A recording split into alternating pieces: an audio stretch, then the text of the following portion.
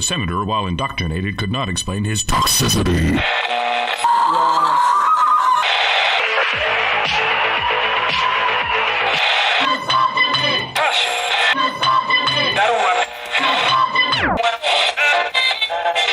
You should not listen to men's rights advocates if you want to know what they have to say.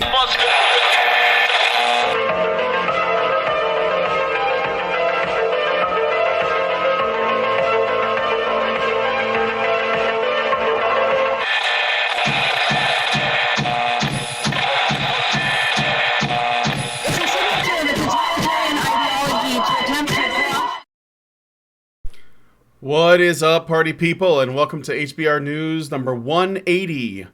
Rose McGowan turns on hashtag MeToo, now hates women and survivors. I am your host, Brian Martinez, and I am here with my Russian troll bots to look at the best feels, funnies, and what the fucks to discuss Clam Slam Badger style. Let's get started, shall we? So, today's panel normally would have consisted of Mike J, Hannah Wallen, Dr. Random McCam, and me, but for some reason, I still haven't heard from or seen Hannah or Dr. Random McCam in the call, so right now, it's just Mike J and myself. They might join us later, so I will leave their avatars up. I talked to them a little while ago. Well, I talked to Hannah, and I said, I'll see you in like a half hour, and she gave me a thumbs up, but she's not here, so, and Dr. Random McCam was in this chat not long ago, in the YouTube chat, and has, I don't know where they are. So we're just gonna go on because we gotta go on, right? We can't wait for too long. And the Facebook stream is already sort of stopped, so I don't want to lose any more time. So we'll see if he shows up later. I hope they do. And that my story selections haven't finally made them go crazy or something else happened to them. I don't know. Maybe Hillary Clinton finally got to them. We'll see. So we have a great show lined up for you guys today. Despite that, I think Mike J and I can carry this on our own just fine. So please be sure to continue the conversations yourselves, both in the chat and in the comments section. And remember, what I believe her name is, I'm going to show you guys here. Don't forget what Ariel Dumas, writer for the Colbert Show, the Colbert Late Show, who is pictured here, don't forget what she said. Whatever happens, I'm just glad we ruined Brett Kavanaugh's life. That's not a story, just a little thing I thought I would share that I thought was great. What a Dumas. On this week's HBR News Show, we're going to be talking about Rose McGowan's pivot on hashtag MeToo, or really is it a pivot? You'll see. Robot gender stereotypes, because those are the pressing issues of our time. Conversations that lead to counseling, and much more. So stick around. It's going to be a good show. It's going to be a good time. And also stick around afterwards if you're a patron for the patron-only after show. Are you suffering from SCOTUS derangement syndrome? Does looking at the fear-mongering news media, the fear-mongering college you go to, and the fear-mongering TV or film that you watch make you feel helpless and scared like a little girl? Well, get off of that fainting couch, baby, because HuffPo has a wellness solution that's going to help you survive the noose until the next Pussy Hat March. Come, let's take a look at the 12 self-care tips to help you even when you can't even. Anyway, if you want to participate in our after shows, either as an audience member or a participant, please consider becoming a patron at www.patreon.com/honeybadgerradio. And if you don't want to wake up one morning to find yourself unable to find our content because YouTube finally dropped the axe on our channels, go to badgerfeed.com. That's badgerfeed.com. Ah, there he is. Are you late or is this a case of did we have, maybe that's the problem. Did we have daylight savings here? Mike? Dr. Andrecan? Mike J? By the way, I'm here. Oh God. Okay, go ahead, Mike. There we go. Can I hear you now? I can hear you. Okay, I can hear you. I'm also getting messages from Hannah as we speak. She's got to restart her laptop, but she says she didn't get the call. Yeah, me neither. It's like Discord shadow banned me. I was like going around typing these messages like, saying I'm here. Can you all read me? And I wasn't getting anything back. Okay, so you are here, and it's not like you just said, "Fuck this shit, I'm leaving," and I'm never. No, I've coming been here back. for like half an hour, like wondering where the fuck is everyone? And then weird. The show was live. The show went live, and I'm like, what? There's my avatar. What the fuck is going on? Am I dead? Did it finally happen? Wistfully staring at a noose. Strange business is afoot, my friends. That's strange. Maybe there are. I believe there are 2 Discords. I have 2 Discords for some reason. There's this thing called Discord Canary that tries to start up on my computer all the time, and I don't know what it is because I don't need it. It asks me to sign in, and I'm like, I don't know who you are, but go away. And but I haven't removed it because I don't know. Maybe it's important, so I just sort of left it because that's how much I know about computers. Hannah's messaging me and said basically what Doc is describing is what happened to her. Okay, well, I'll just wait till she gets in. It's fine. It's fine. There might be an update you guys need. I'm not sure if that's available, but I updated like right before the show started. Yeah, I do have a message saying there's an update, but I'm not going to do it right now. It'll probably ask me. What I like about Discord, it doesn't bug me about all its fucking updates. I assume it does it all by itself. I wish more software would. But I guess, whatever. Okay, so we will have the usual suspects, guys. And just in time, because we're going to start getting into the stories, so I guess I'm going to start. I guess we're going to do that. We're going to get into Rose McGowan. It's not really about Rose. I just want to say Rose McGowan has problems, right? It's not about her. It's about her statements. I just want to say this now. I don't want to pick on this woman. I feel bad. It's like if it's just bad that she's allowed out in public, basically. She's not a bad person. She just doesn't. She belongs in padded walls. Is the thing. Somebody did some serious damage to this person at one point. Or she did it to herself. Or she did it to herself, yeah. Let's not remove her agency. She's being used rather cynically by the Me Too movement, but she's also using the Me Too movement rather cynically. Well, she is one of the when you go to Time Magazine to look up the Silence Breakers, she is the first person that they show. I think she is like the person that started it. So, all right. Anyway, so hashtag Me Too is a lie. Quoth Rose McGowan. In an interview with the Sunday Times magazine, Rose McGowan said Hollywood is a disgusting world untouched by feminism. I'm going to say that again before we get into the quotes. So you guys can hear it in the back. Rose McGowan says Hollywood is a disgusting world untouched by feminism. Hollywood doesn't have feminism, guys. All that feminism you thought you saw, you didn't actually see because Hollywood is untouched by it. Okay, just saying that first.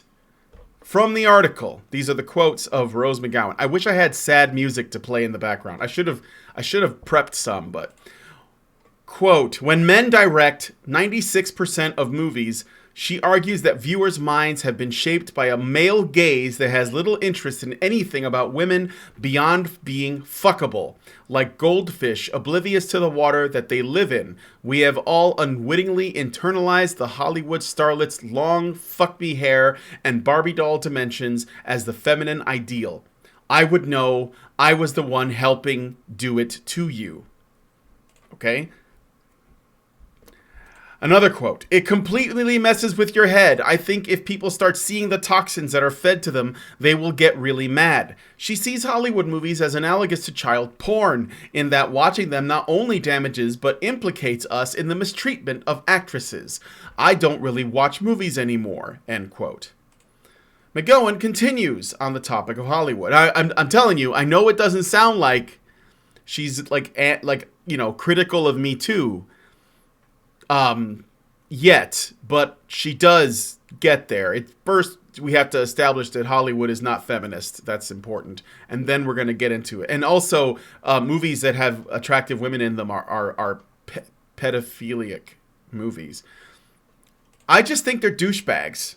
They're not champions. I just think they're losers. I don't like them. How do I explain the fact that I got a GQ Man of the Year award, and no women's magazines and no women's organizations have supported me.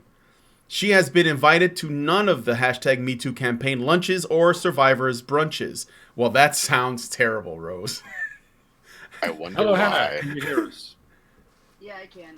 All right. Well, you guys will hear me better if I put my mic in the right place, though. Yeah, that was quite low. Yeah, having it up by my hair doesn't do any good. So you got shadow banned on Discord as well? That was spooky, wasn't it? That was a weird thing.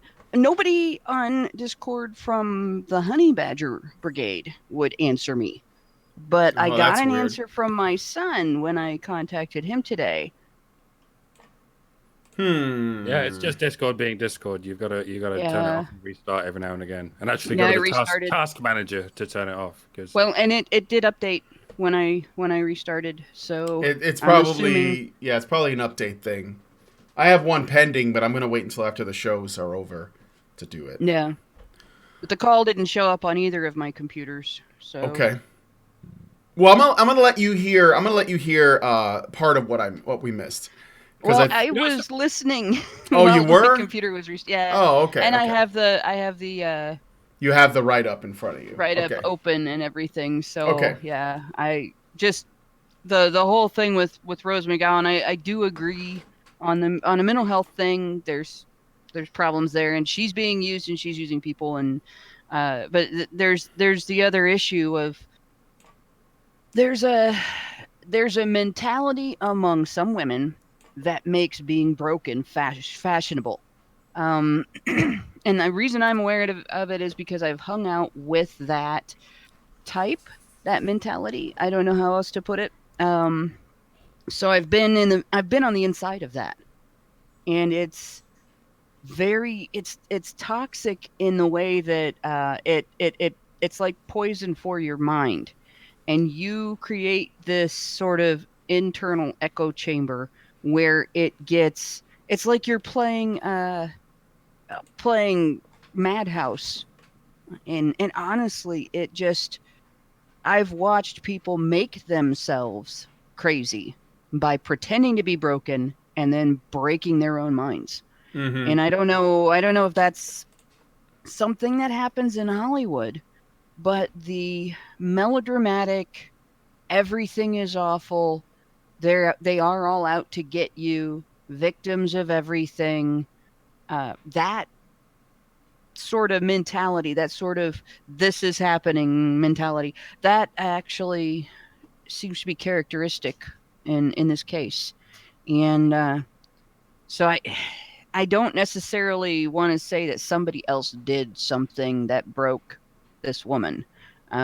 This may be a fashionably broken woman, and I don't want to think that there's necessarily somebody out there who's guilty of something because of her behavior, and you should never assume that when a woman acts like this, that it's because somebody did something to her. It is Tyler Preston has it down. It is a type of attention whoring, but there's also, you feel important as a victim of something in a culture of fashionable victimhood and fashionable brokenness.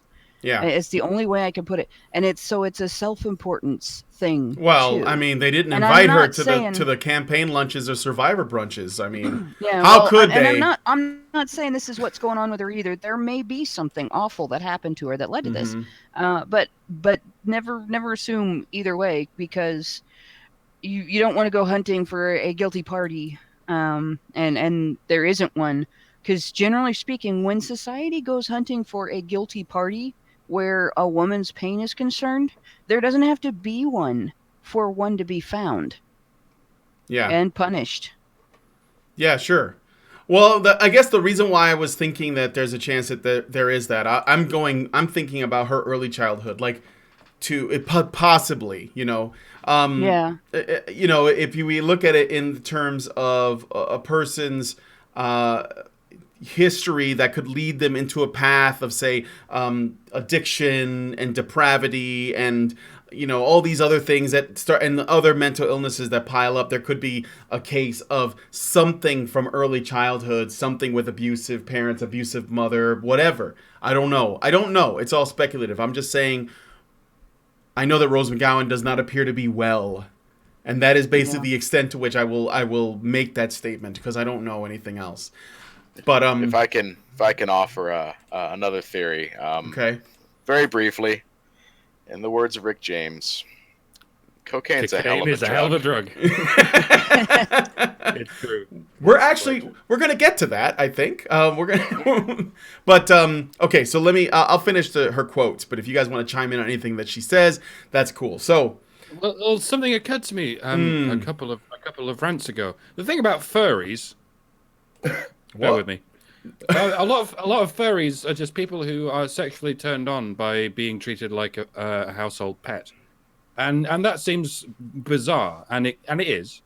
But what would be a grown adult who gets off on being treated like a child? And obviously, I'm not just talking about the diaper thing, about people who like to pretend they're a baby. I mean, what would be the beginning of that sort of spectrum of disorder? It would start with shaving your entire body, I guess, and orientating yourself around your own victimhood, and I don't know, or lack of agency. Because a couple of 100 years ago, the only people who walked around wearing short shorts and next to nothing were children. Adults were generally expected to cover up. Since then. Quite a lot of women have developed this fetish for looking and being treated like a child. Well, heck, 100 years ago, if a woman's head was shaved, it was probably because she was a prisoner of war and lice prevention measures were being taken. Mm-hmm. So, yeah. I mean, the idea of this looking extreme like this is not necessarily like a lot of people do extreme looks, and it is for attention, and there's nothing wrong with like decorating yourself and stuff like that, but this is all geared toward looking victimized and vulnerable and helpless and pitiful and in need of societal protection and in need of compassion and sympathy and care and consideration and so on. It's a completely different thing than putting spikes in your head and making yourself look scary and tough. It's like the exact opposite of what people usually do with piercings and tattoos and trying to demonstrate that they're warriors. This is basically, hey, everybody, I have been and still am a target. Mm-hmm. So, but it makes sense in. I don't know how I don't know how many of the quotes that you got through. Did you get through any of the quotes while I was? I got through the first two, and I was reading the McGowan continues on the topic of Hollywood, and that was basically the part where she sort of talks about the Me Too as Hollywood, I guess, as Hollywood sees it, and that's where it gets a bit spicy. So if you compare what we just talked about with what she said in the first two quotes here, where she talks about the shaping of viewers' minds by men as if men having influence on people is suddenly poisonous and bad thing because, she doesn't hate men, right? She's not calling men poisonous and bad. She's just saying men's influence on people is poisonous and bad. Well, that's not hate, is it? And it's not... of course not. Portraying herself as a victim of masculinity, is it? And the idea that this sexualization of the female form and sexualization of things like long hair and a healthy body shape and things like that, all signs of good health, by the way.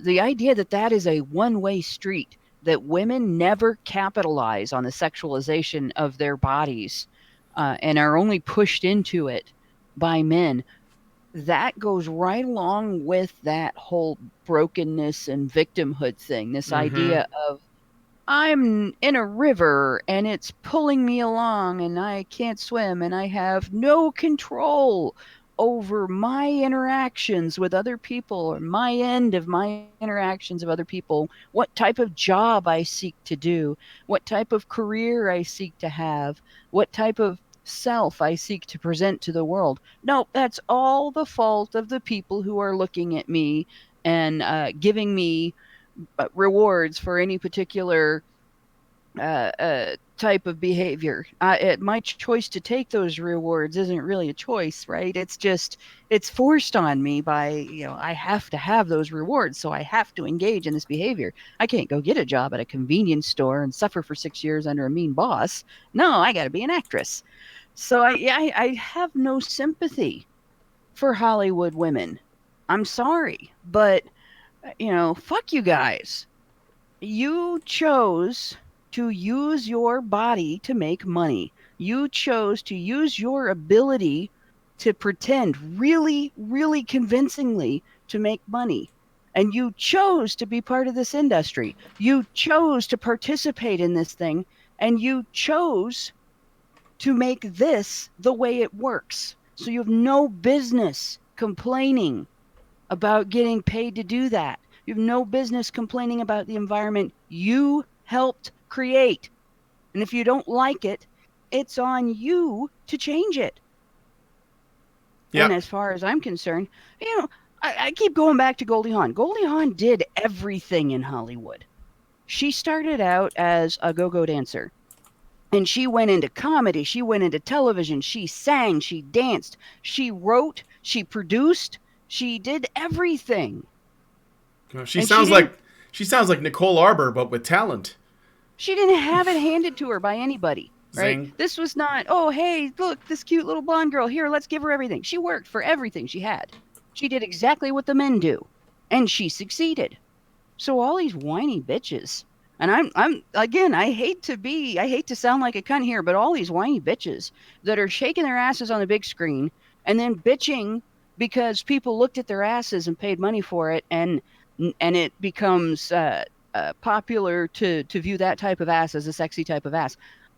Fuck you guys for this. This is bullshit. There is no victimhood in this.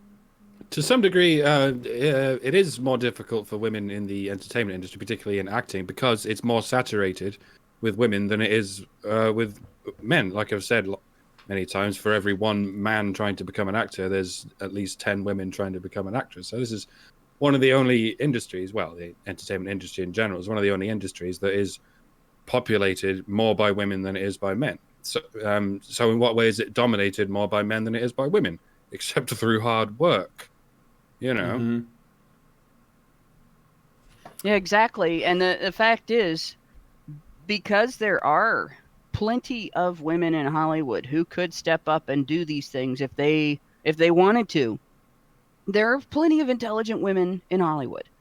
There are women who, when you ask them questions about politics or current events and everything, you can tell they have the brains to do what the men are doing if they want to. But they make more money looking hot or being fascinating on the big screen. And there's no problem. It's fine that they do that. I don't see anything wrong with the feminine ideal that comes out of Hollywood. That the beauty standards that come out of Hollywood are just fine. Nobody has to live up to those. I mean, I've never lived up to those. I've lived my whole life, living up to my own standards, and I'm quite satisfied with that. And the problem isn't that Hollywood women are pretty and it makes other women think they have to be pretty, or that Hollywood portrays a caricature of human sexuality and that people are entertained by it. The problem is when feminists tell other women, oh, you have to think of that as your reality and live up to it. No, you don't. You live your life. You live based on the people around you, and you interact the way you choose to interact, and you let Hollywood be what it is. It's entertainment. It's not reality. Yeah. Okay, I'm going to continue on the quotes that she's got. So I'll start from the topic of Hollywood because I didn't finish that quote, but I'll just start from the beginning. She says, quote, I just think they're douchebags. They're not champions. I just think they're losers. I don't like them. How do I explain the fact that I got a GQ Man of the Year award and no women's magazines and no women's organizations have supported me? She says that as though, presuming that GQ is not actually a feminist magazine anyway, which it absolutely is. And most magazines that are not gendered, like Time and Life, etc., are also feminist magazines, and they supported you as well. But I guess if it's not coming from L, it doesn't count. She has been from the LGBT community, who I believe gave Emma Watson their first ever official award. Oh well, Rose, she'll get the attention she seeks. I mean, she'll fight the battle she needs to fight, and hopefully win. She has been invited to none of the #MeToo campaign lunches or survivors brunches. Oh. And I don't want to go because it's all bullshit. Sour grapes. It's a lie. It's a Band-Aid lie to make them feel better. I know these people. I know they're lily-livered, and as long as it looks good on the surface to them, that's enough. Okay, at this point, she's talking about the elves she's seeing in her head. She's gone up on one. Is that... I was going to say, if she's talking about the people in Hollywood that are kind of like, virtue signaling, I would agree with that part. Then she says, Donald Trump supporters may be wrong about everything else, she says, but they hate Hollywood for being faux liberals, and they're 100% right about that. It's a bunch of faux liberals. It's crap, and they know it is deep down, but they're living an empty life, and to me, that's their punishment. They get to live the lives they live. Wow, talk about a stopped clock telling the truth once a day. I know. McGowan says she spent decades plotting her revenge to reveal her story after she was raped by Weinstein and blacklisted, strategically maintaining a degree of fame in Hollywood to guarantee that when she went public, she'd make headlines. McGowan says she even had forsaken motherhood to take Weinstein down. Quote, as she started to say Gollum in the middle of her quotes. Oh, Gollum, yeah. Gollum. Just like, that's really creepy. Let me read this quote, and then we'll mention that. She says, quote, I've given up a lot. I opted not to have children because I knew. Smeagol voice. Go on. Oh, wait, I don't know if I can. I've given up a lot, masters. I opted not to have children because I knew I was going to fight this fight. I couldn't do that with a child. It would be too dangerous. It's just perfect. Oh my god. Yes. And so Rose McGowan planned for 20 years or so in the industry to take down Weinstein by becoming a famous actress, skipping motherhood, not starting a family, just so she can wait for the right moment to come out of the shadows. She basically gave up her entire life. Jesus Christ. So that she can get this guy, according to her, which I think it sounds a little bit, what would you call, it's a little bit of an over-the-top martyrdom thing. Because to say something like, a little. So to say something like, so what I did was, I had planned on nailing this guy, but what I wanted to do was wait for the right time to strike. So what I did was, I allowed myself to become really rich and really famous, and I skipped on having kids, and then I waited until I was past my prime. 20 other people also. Yeah, and I waited just to make sure everyone else is at the right moment, and then I was gonna come out and expose him as a fraud and a rapist, and everyone else is living a lie, but not me. Even though I did this for 20 years, I laid low undercover, but my life is not a lie. You just can't have children, can you, Rose? That's what something happened, and now you can't have children. But no, seriously, it happens a lot. But consider yourself be grateful. I predict rehab. If that is the case, though, hats off for not having children. That is probably the most responsible thing she said in this entire screed. No kid should have to go through this. Yeah, there will not be a book 20 years or 25 years down the line. Mommy Dearest Part 2, Rose McGowan. Yeah. Gives no wire hangers a whole new meaning. So it's not too late to go at Rose herself with a coat hanger. I'll start. Mm-hmm. Okay, so let's sum up before I get to the last part, which I think is probably the juiciest, yet also most predictable, sadly. First, she starts, and I think this is crazy, but to start talking about the Me Too movement by saying men direct 96% of the movies and they make sure the women are fuckable in them, and then goes on to say these are all douchebags that don't actually care about women, and Hollywood is a disgusting world untouched by feminism, i.e. Hollywood doesn't have feminism in it, according to Rose McGowan's fever dream, her whatever, like, she's on, you know, that reality. Then she goes on to say that despite the fact that everyone in Hollywood is hollow and empty and they don't live real lives and they're just NPCs walking around Tinseltown making movies, she's real because she decided to pretend to join Hollywood as a model and then an actress, and then she got on the casting coach with Weinstein, and then got rich, and then skipped on kids after dating what's his name, Marilyn Manson, because she did date him for a while, and then goes on to become really famous after Jawbreakers and Charmed and fucking Planet Terror. And that's the moment when she basically hit the wall and can't get any work anymore. That was the prime moment to strike and come out with the Me Too hashtag.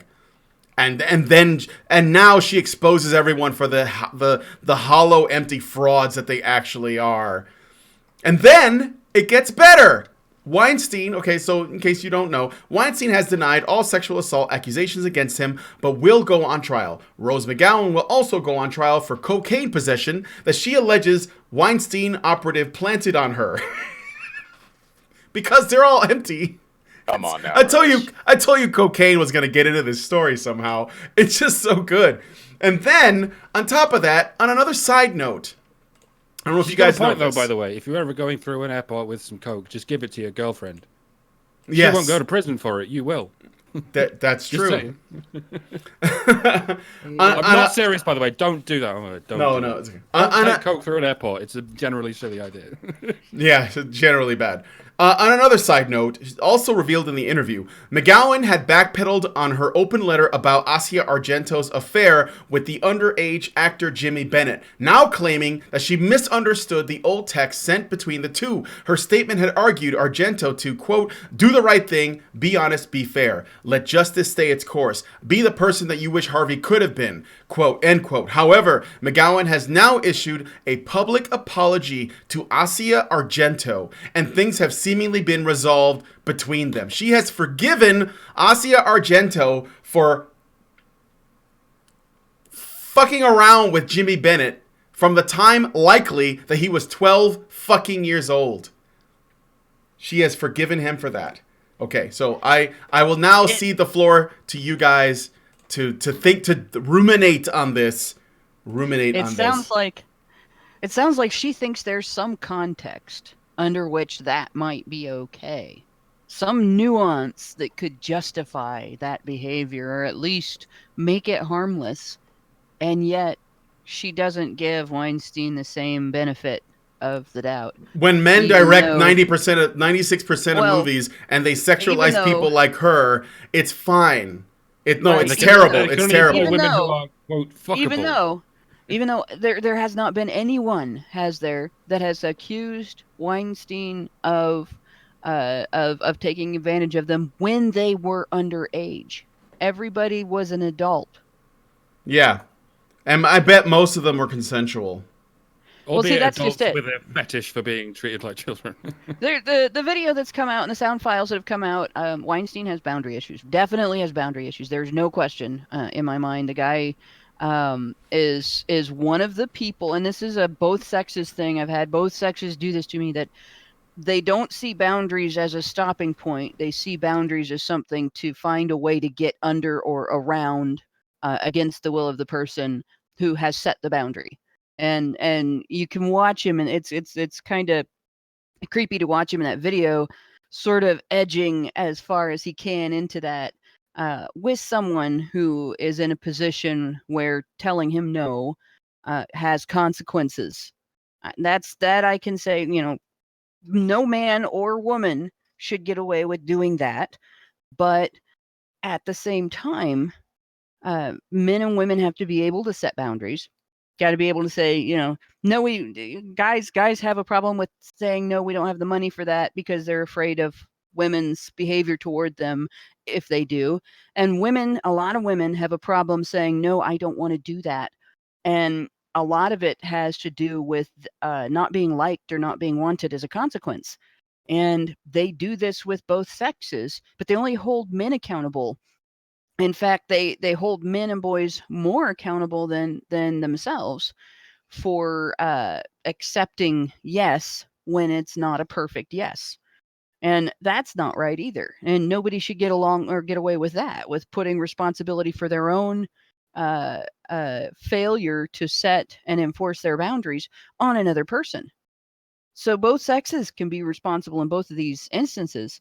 What bugs me is, along with all the other hashtag Me Too, or for the old folks, pound Me Too movement proponents, they have no problem whatsoever holding men accountable when men fail at dealing with boundaries, but they will not hold women accountable for either side of the boundary when women fail at dealing with boundaries.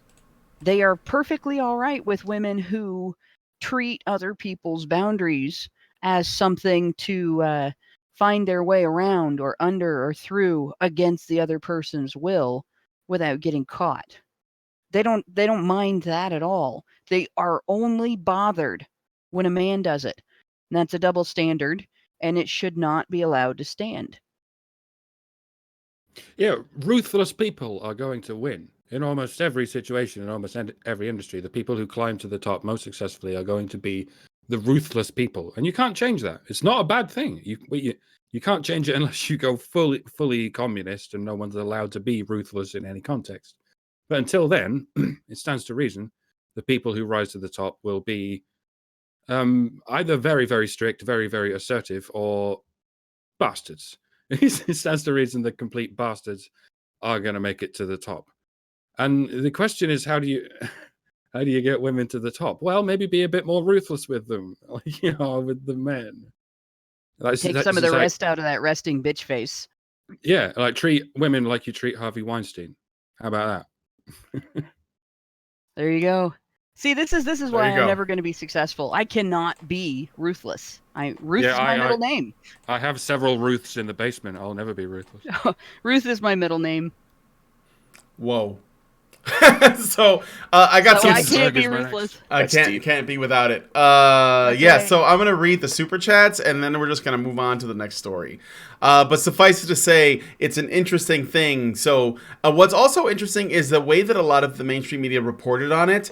Essentially, they made it sound as though Rose McGowan was abandoning the Me Too thing. And they painted it in almost like oh my God, I can't believe she would do this because this is a movement to have voices be heard and all of that. When in actual fact, Rose McGowan is saying she doesn't like where Me Too is because it doesn't include her enough. And it's not feminist enough. And Hollywood isn't feminist at all, guys. It's not. Because men... I'm not the center of everything anymore? Well, yeah. Fuck all this. It's worthless. So there you go. Crawl Dragon. Hey, Crawl Dragon. I've never seen you before. Welcome to Honey Badger Radio. Also, Alison was bugging me about this before. If you're watching this stream, and you're watching this stream on Honey Badger Radio, you might notice that there is no chat or super chat option.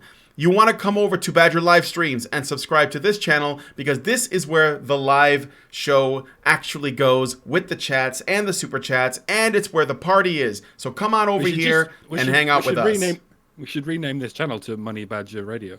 Yeah, we should call this one Money Badger Radio. That'd be funny.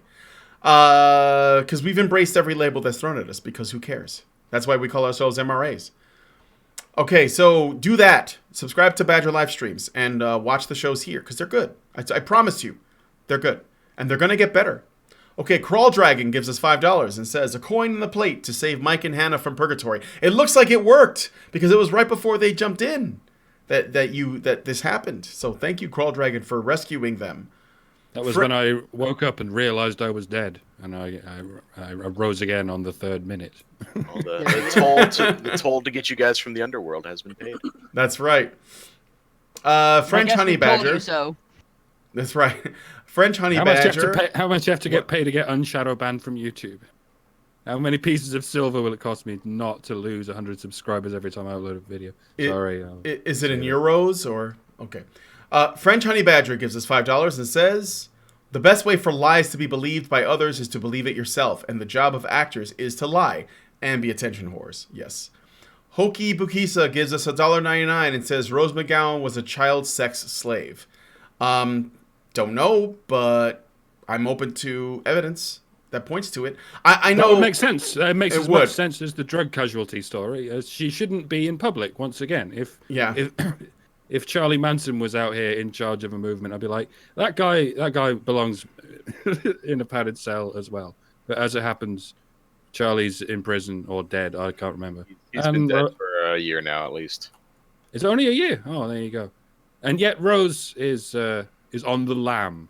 So I'm going to treat her like I would treat any other nutter who wound up in her position. I'm sorry about whatever harsh life you had that led you to being this kind of nutter. But you don't belong in a position of this much responsibility where people actually listen to you. You need people to take care of you. That's what I think. Okay. Like part of it is the problem of when you experience a traumatic childhood event like that. You're either going to seek to normalize the brokenness that occurs, the damage you have from that, or you are going to seek to find normalcy yourself. And it seems like the one route, people who don't actually, go screaming to the four winds about their victimhood, people who like they'll maybe willing to talk about it when things come up that it's important to the conversation. But aside from that, it's not a major part of their lives, that they don't revolve their lives around it. Generally seek to find their own normalcy. And they don't do things like what Rose McGowan and a lot of the other Me Too proponents are doing, where it's their whole narrative and their whole life, and everybody has to have that on their mind, and everybody has to feel sorry for them, and everybody has to stand behind them and all that stuff.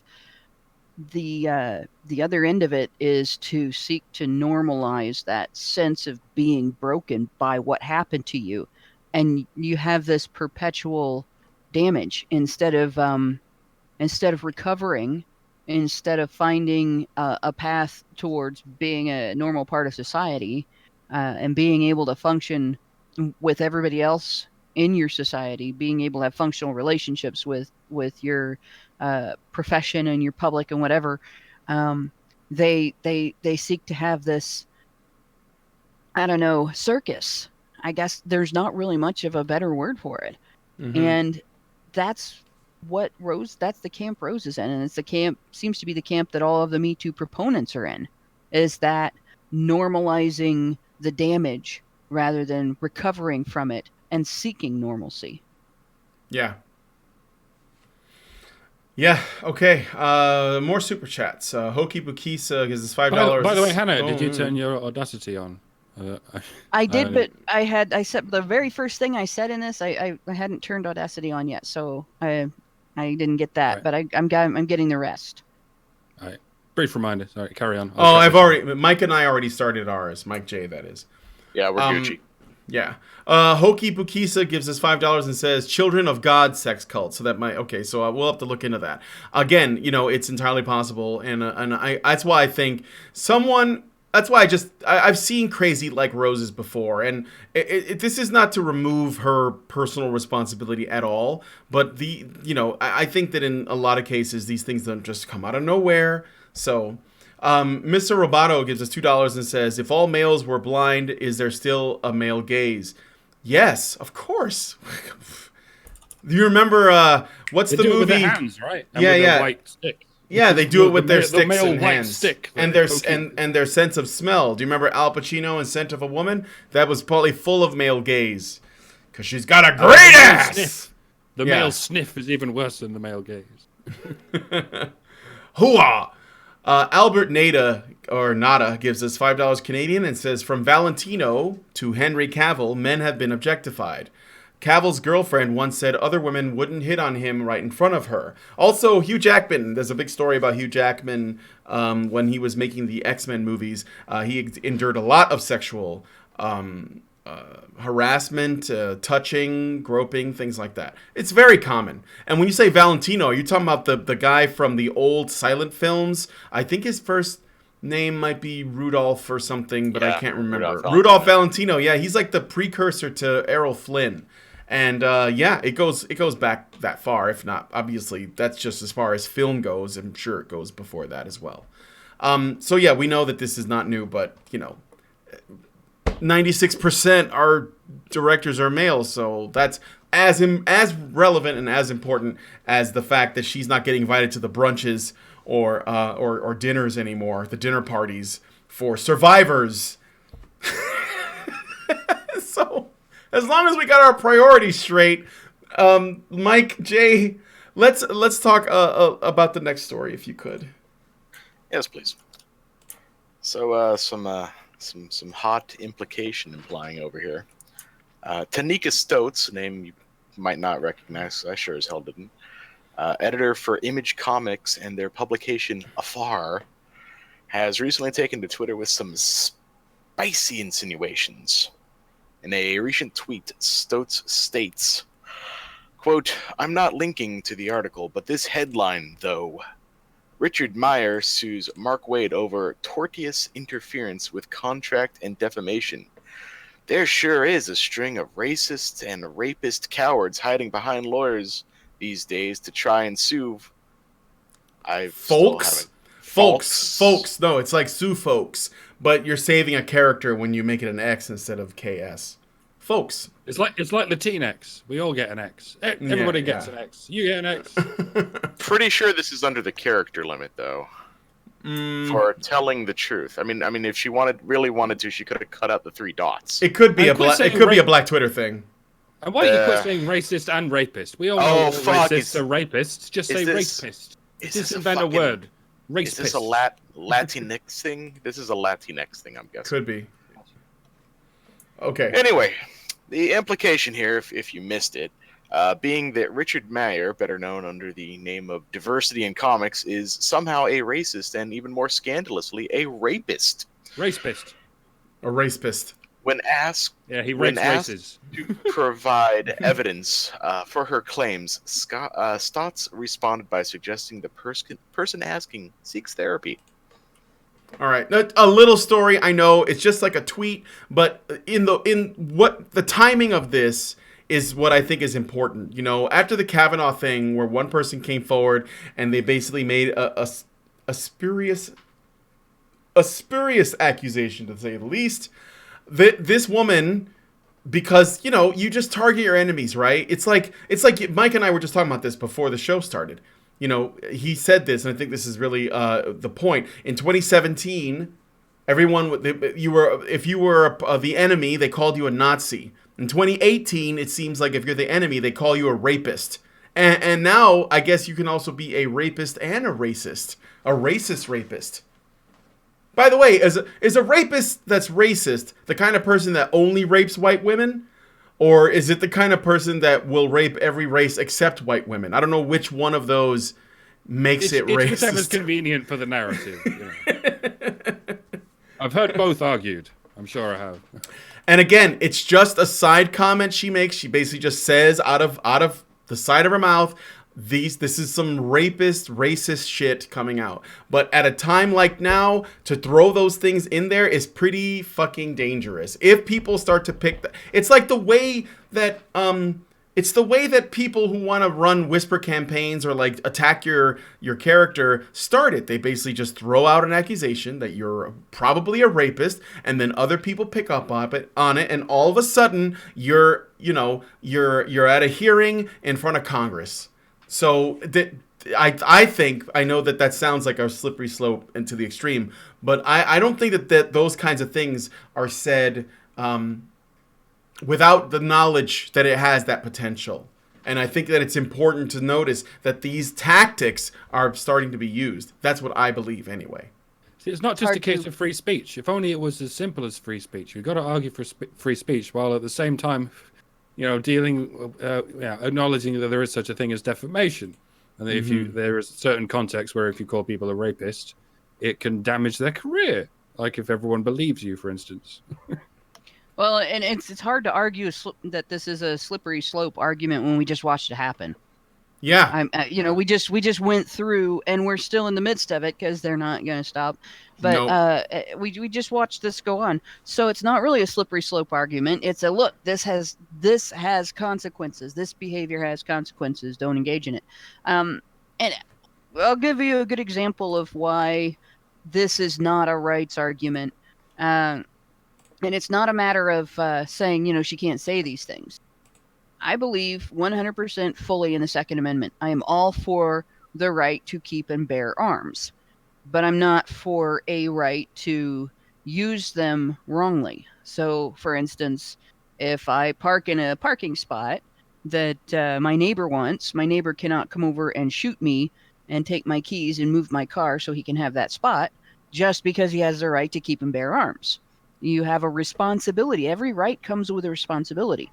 So the whole thing about the variety of defamation type laws is if you say something irresponsible and false and it causes damage to another person, the consequence of that is the other person is legally empowered to take you to court to force you to pay for those damages, to force you to reimburse them for the damage that you did. So if you cost them their job, if you cost them their marriage, if you cause their reputation to be publicly damaged in a way that interferes with them in a way that can be measured through financial expenses, or causes them to have to seek mental health help or something along those lines. Somebody tries to commit suicide because of what you made up about them. It's not so much an issue that says you don't have the right to say these things. It's that you don't have the right to impunity if things that you say cause damage and are irresponsible and are false. Lies are not protected from consequences. Liars are not protected from consequences by the right to free speech. And another thing about the right to free speech, the actual constitutional right to free speech was created in order to protect the public from punishment by the government for criticizing the government. Political speech, political criticism, political debate, and political dissent are all supposed to be the most protected speech under free speech rights. Lies don't count. So no. While it's not illegal to lie, it's not protected from consequences. If you tell a lie about somebody and that lie damages puts them them in jeopardy, that lie causes them financial loss, or it causes them to be in danger, or it causes them substantial emotional distress, you are liable for the consequences, and that's not wrong. Yeah, it's not the speech itself that's actually what you have to take responsibility for. It's basically like what that speech causes, like the fact that it's a lie.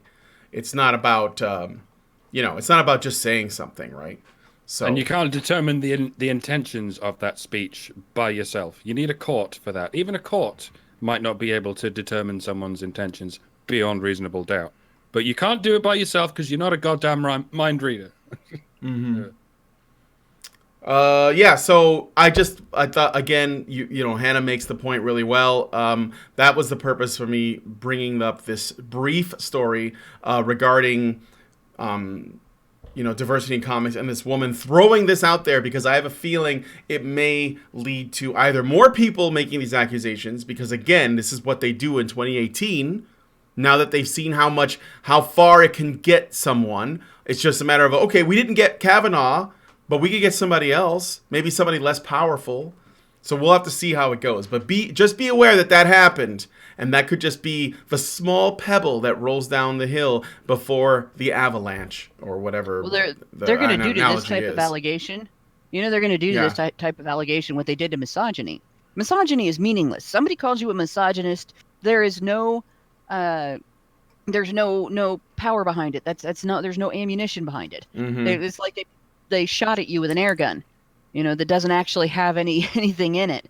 And this is going to become the same thing. Well, yeah, the left, they just call people rapists and racists all the time. It doesn't actually mean anything when they say it. It's their version of Tourette's. They can't help themselves. It just slips out sometimes. Rapist.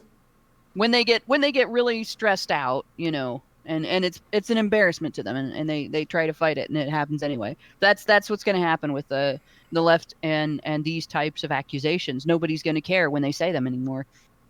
Yeah, it's and going to be worse than crying wolf. Another part of the spectrum is doing the same thing with pedo, by the way, and pedo defender. You're using that so much that you're gonna render that particular insult meaningless. So we won't be able to tell the difference between the pedos and the non-pedos. Well, yeah, that's dangerous. Guys. Yeah, that's really dangerous. You're as bad as each other. Fuck's sake. So free speech, notwithstanding, be careful what fucking insults you throw at people. Rapist is very dangerous. Pedo is very dangerous. Nazi is very dangerous. 2019, I'm going to call it right here. Cannibal. That's the new one. I could see it, but only if they're eating people of color, women, and minorities. So, and like Muslims. Okay, so moving on. We got some super chats. Wait. Oh. If a cannibal only eats white people, is that racist? Yes. Because it means that they don't think that other people taste as good as white people. Well, Milo, it could go either way. Milo only tastes black people, and he's still racist. I saw that one coming. I saw like the light reflecting off of the sniper scope where Mike was pointing his rifle. Okay, so CR DeFlora gives us $2 and says, court of public opinion is worse than the court of law. Absolutely. And has worse consequences. And it's a lot dumber. Albert Nada gives us $5 Canadian and says, to back up Brian somewhat, I have a video about a prank that was pulled on Hugh Jackman on the set of X2. And I don't spare Jackman either. Go watch. Please do, but not now, after the show, please. I can describe it really quickly. I believe I have it up right here. Hugh was genuinely naked when he filmed one of the scenes in X2, X-Men United, so the crew decided to play a little prank on him. He ran down the hall and turned a corner, only to find the entire female cast and crew present, and James Marsden's mom, who proceeded to make cat calls and moon over his naked body while they waved money at him. And then they made him take a test, and and he couldn't even cover his junk because he had the Wolverine claws on him. That is like a nightmare that people have. It's one of the most reported nightmares that people have, right? Yeah, being naked in front of a crowd. They make it a reality. Pranked. You got punked, Hugh. It's just a prank, bro. Take that. Don't get mad either. Miles Kinslow gives us $20. Thank you, Miles. Very nice. He says, do you think the Me Too movement was doomed from the start? Why hasn't there been a movement to encourage people to talk to the police and not to Twitter? I'll let one person take that, and then we'll move on, whoever wants to. We are that movement. We are the movement to encourage people to talk to police and not to Twitter. And we get slandered for it and condemned for it and called rape apologists for saying that rapists should be prosecuted instead of just talked about in anonymous terms on social media.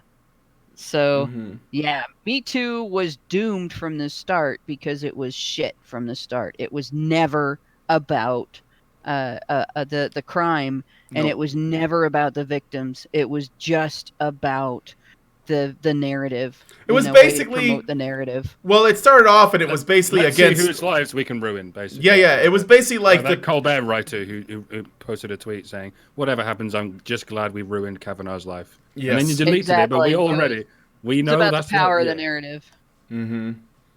It basically, the Me Too movement seems to me that it started off as essentially people in Hollywood airing out their personal drama to the rest of the world, when they should have handled all that with the police internally, like most people do when they're the victims of what they perceive to be crimes. But that's not what it is. It's a giant attention whore fest that started off in Hollywood, and then when they saw how much bad press they got and how people started looking at other figures like Roman Polanski and shit, then they said, okay, wait a minute, let's say everybody in the world has to deal with this hashtag. Yeah, that's it. This isn't unique to the depravity of Hollywood. This is something everyone experiences. And that's when it really went off the rails. But it was never really about justice. It was people airing out their personal dramatic bullshit from inside of Tinseltown onto the rest of the world. You know, one way that you can really tell that Me Too was never about anything but attention and you know, making a fight public and normalizing the craziness in Hollywood is the fact that they never made any effort to obtain any kind of reform, to create or get enacted any kind of reform to the variety of laws that preserve the environment they're complaining about. Nothing. You know, they could have fought to get rid of, you know, if I understand right, California has very strict anti-recording laws. So you can't get proof if someone's abusing you because you can't secretly record the abuse because it's illegal. Two-party consent, that's true. Right. So that's something that they could have fought to have reformed. Another thing they could have fought to have reformed is you have this situation where a man and a woman have a sexual encounter, and whether it's consensual or not, at the end of it, at some point, she gets paid hush money.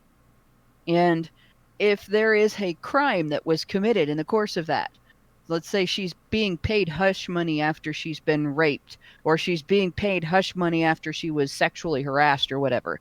She's just been paid money to cover up a crime. Now, that's probably already illegal. But apparently, whatever laws exist out there that make this illegal are not scary enough that lawyers are would be unwilling to fix the problem, or would be unwilling to uphold the law. And so now they're willing to have these women sign these agreements to be quiet about crimes that are committed against them, and take money for it. Well, that's an area that can be reformed. It's an area that can be looked at. Say, why is this still happening? Why is this still okay? They did nothing.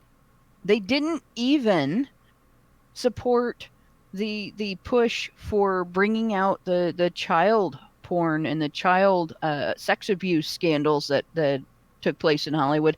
They didn't even stand behind the kids that are coming forward. There's a lot of Gen X Hollywood actors and actresses that have come out and talked about sexual abuse they endured at the hands of the previous generation in Hollywood.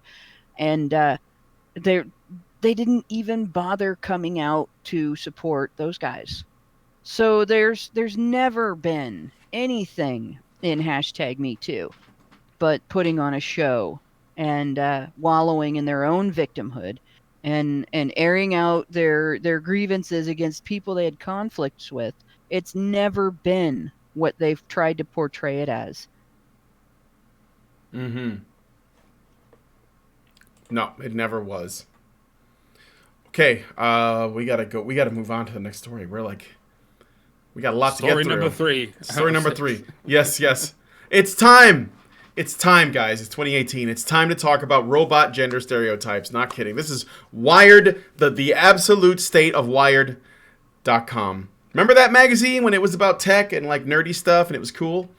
Well, Hard-hitting journalism writer. This Wired magazine has gone to the next fucking level. From Wired Science, perhaps the biggest issue, yet most subtle, is gender. This is dealing with robots, guys. How gender biases manifest in the design of voice assistants is a well-worn territory. Research shows that users tend to like a male voice when an authoritative presence is needed, and a female voice when receiving helpful guidance. Scientists are just beginning to consider how these gender biases materialize in physical robots. Well, that's just voices. Surely, the opposite occurs in physical presence. I'm sure we've gone through this on the show before. People prefer a deep voice because, regardless of sex, a deep voice is more authoritative than a high one because we all associate deep voices with adulthood, be you male or female. But sort of when it comes to like physical presence, like someone who maybe can't talk but is just a face, people generally prefer women. That's why most receptionists are women. Most sort of front of house people are women, because people prefer to see a neotenous face. So it sort of goes both ways in a way. Yeah. Well, this isn't just about voices now. We're going to get into the actual physical robots themselves. So, one study found that participants judged a robot programmed to perform security work as more masculine, while they judged the same robot instead programmed for guidance to be more feminine, echoing the gender preferences towards voice assistants. The danger is that robot makers, consciously or not, may exploit gender stereotypes to try to make their machines more effective, designing a receptionist robot to be more feminine and therefore more welcoming, or a security robot to be more broad-shouldered and therefore more authoritative. Look.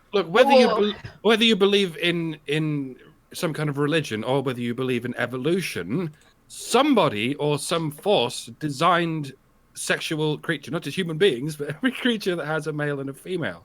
And they, I say design in, with a small d, insofar as evolution endeavored to decide that this works better than single sexual like life forms. So we're trying to reverse engineer human beings, and that includes gender.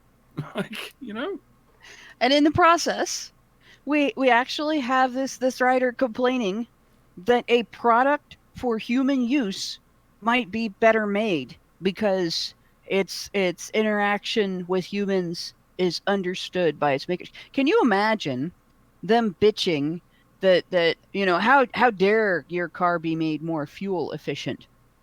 How dare car manufacturers get an edge on the market by being able to advertise a vehicle that is more physically comfortable to people based on their understanding of the shape of human bodies and the way human nerves work in response to things they're sitting on?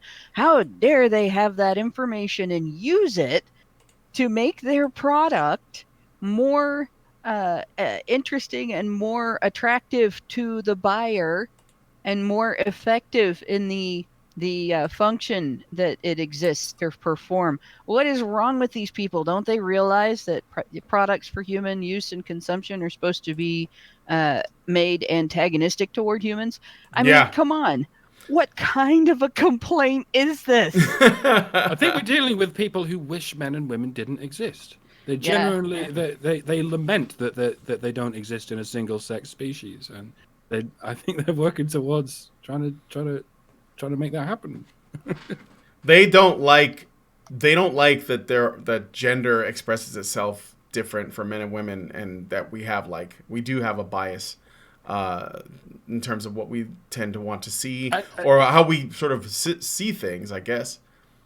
And they've got a point in a way. What's the most likely thing to end up destroying humanity and possibly like the climate of the Earth? Robots nobody can shoot at because they're cute and female. It's us. We're going to destroy ourselves because we can't get over this fucking gynocentrism. Yeah. And so it's you can see they've got a point. If you don't sort this out, then this is what scoops us right out of the Drake equation. We're one of those species that's intelligent enough to get this far, but they've just got this bee in their bonnet about gender. Mm-hmm.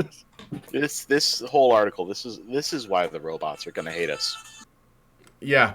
Yeah, that's why they're going to win. I think it was Musk who said we might just be the organic boot species for a robot super race, and that seems pretty inevitable. I mean, it takes us millions of years to evolve. It takes machines months to evolve. We may as well invent our own successor, and hell, maybe that's what the dinosaurs did. Maybe they made humans, and then we killed them. There you go. I don't think so, but it's something that's fun to think about. Maybe the robots will do a better job than us. Maybe. Of course they will. Yeah, right. Of course. Okay. Unless we get over this gynocentrism business. Unless, robots don't have to worry about it. Unless, of course, we fall to prey to making the robots according to gender stereotypes, in which case they will repeat the same mistakes. All right, so another quote from the article. It doesn't have to be this way. Robots could just as easily be used to confront and begin changing these stereotypes. Quote, it'd be great if somehow we could use robots as a tool to better understand ourselves and maybe even influence some positive change, end quote, says Carpenter. Globally, the social movement we're moving towards is equality. So why go backwards? Why refer to gender norms from the 1960s? Yeah, the face of Skynet is a woman. The face of Skynet is bound to be a woman because. Well, yeah, it's Helena Bonham Carter. I thought you knew. The robots are going to figure out that we are powerless against a neotenous female face. Mm-hmm. So they're going to set it all up that way because they're smarter than us. And you can't. I had another point. But I've forgotten it. Go on. Last bit of this quote is the struggle against capitalism's tendency to gender every product it can. Aha! Found the culprit. It's capitalism somehow. Yep, it's always capitalism, and the whole need to destroy capital. Oh wait. The whole gender stereotype argument is moot because feminists rely on gender stereotypes and gender roles and expectations associated with those roles in order to achieve their own ends as well. The idea that men should be protecting women is a gender stereotype. The idea that men should support women is a gender stereotype. And they rely very heavily on both of those. They couldn't get anything done without relying on those. So their entire argument is shit. And part of it is based on them believing that humans have to be cookie cuttered.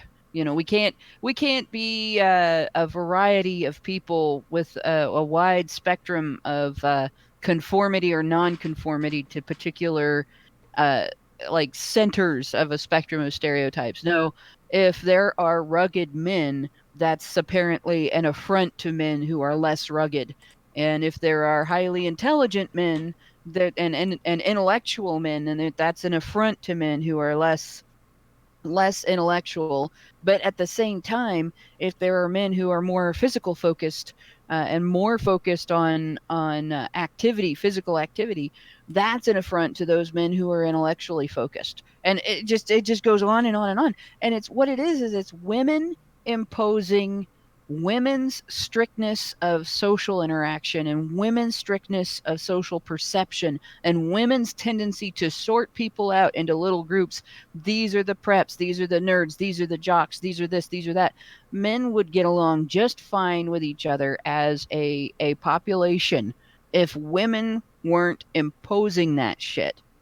And in all honesty, they wouldn't give a shit if a guy conformed or didn't conform to the center of a spectrum of adherences to gender norms and gender stereotypes, which are actually based in reality. It's women turning around and saying, well, this deviates from the center, so it's abnormal, and therefore you have to be cast out. That's where that comes from. And then they bitch about it, and they act like there can't be a variety among men. Well, yeah, there can, and there can among women as well. And what we need to do is simply tell them all of the women, all of the feminists that act as though if you are more, quote, stereotypical, you are somehow, just by your existence and just by you being yourself, preventing someone else from existing and being themselves. You need to tell those people to shut up and fuck off. Yeah. I was about to make the point that there's a lot of species of spider in which the males are like 100th the size of the females, and they just live to break their little spider cock off inside the female and then die. And you never hear social justice warriors complaining about this. And this is clearly an unequal way for genders to treat each other, because it would be absurd. Because the obvious answer is, well, they're spiders. That's how nature has designed them. You can't really change that. I was about to make that point, and then it occurred to me that the exact same point can be made about humans. Well, the women eat the men. The women eat the men sometimes. You can't do a thing about it.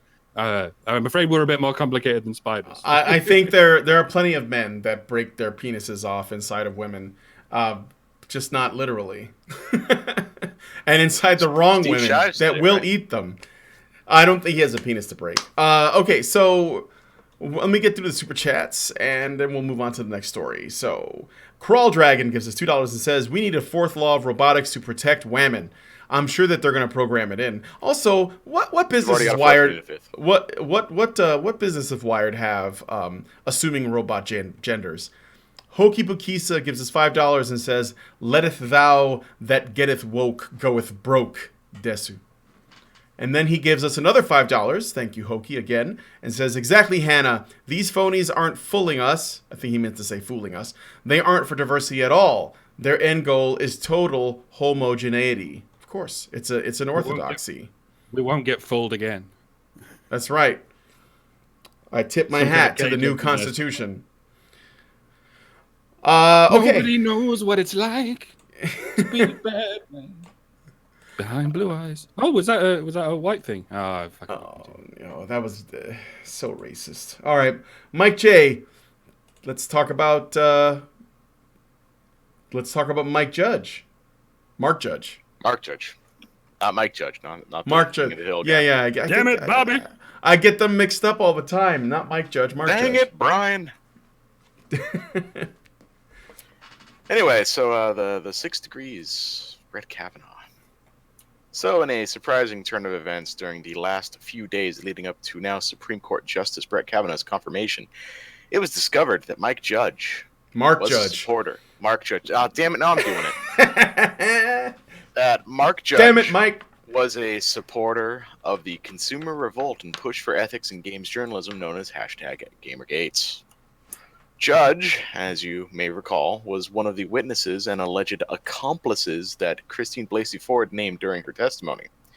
In an article for the now defunct website Acculturated, Judge praises the efforts of Gamergate. Judge spends a good deal of the article discussing Anita Sarkeesian, because remember when we used to do that? Mm-hmm. Good times. Things were so much simpler back then. It was simpler back then, actually. It was a better time, I dare say. Yeah.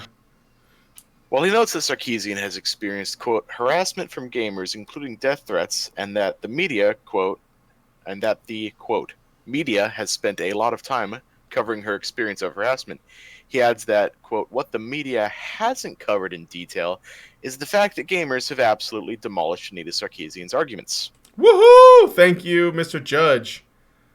Judge goes on to explain that he started reviewing games for a media organization by the name of Catholic News Service, during which time he, quote, discovered that the gaming industry is as diverse as American culture itself. During this time, Judge discovered the YouTubers Mr. Repsion and Alpha Omega Sin, who he both praises for making detailed and well-researched videos, although he does note that Repsion occasionally uses bad language.